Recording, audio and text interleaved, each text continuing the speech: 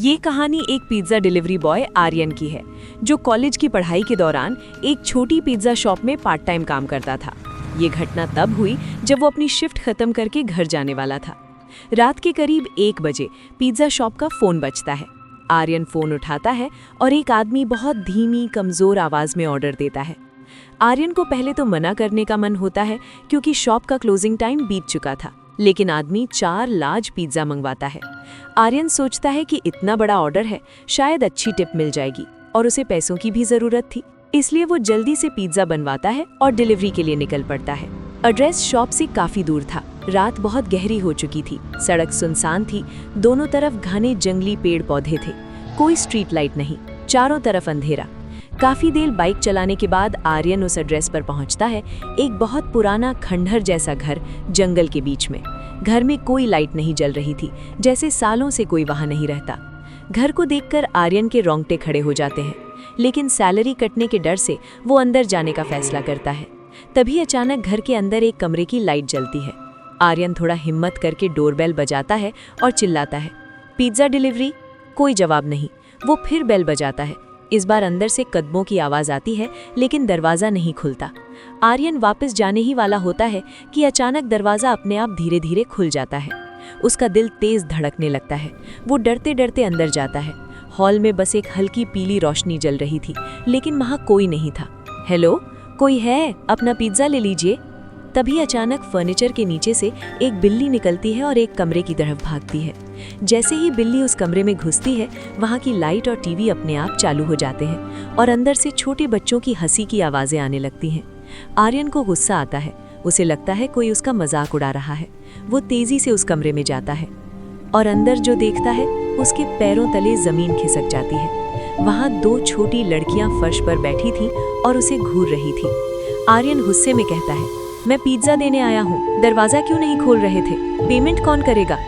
दोनों लड़कियां चुप रहती हैं, बस उसे घूरती रहती हैं। फिर आर्यन पूछता है, घर में कोई बड़ा है?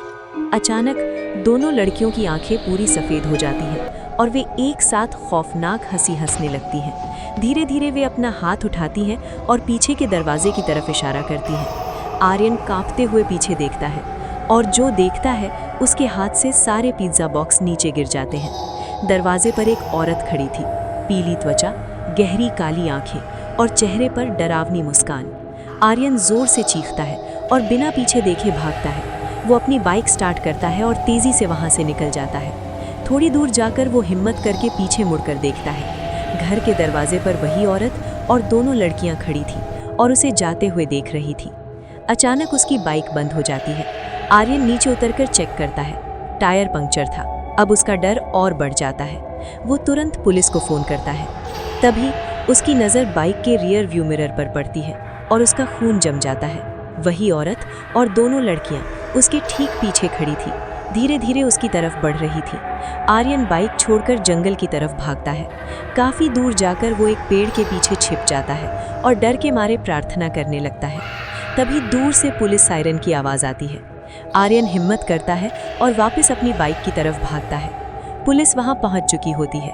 आर्यन कांपते हुए पूरी कहानी बताता है और उन्हें उस घर तक ले जाता है। पुलिस घर के अंदर जाती है, लेकिन घर पूरी तरह खाली था। न कोई औरत, न कोई लड़कियां, सिर्फ वही बिल्ली।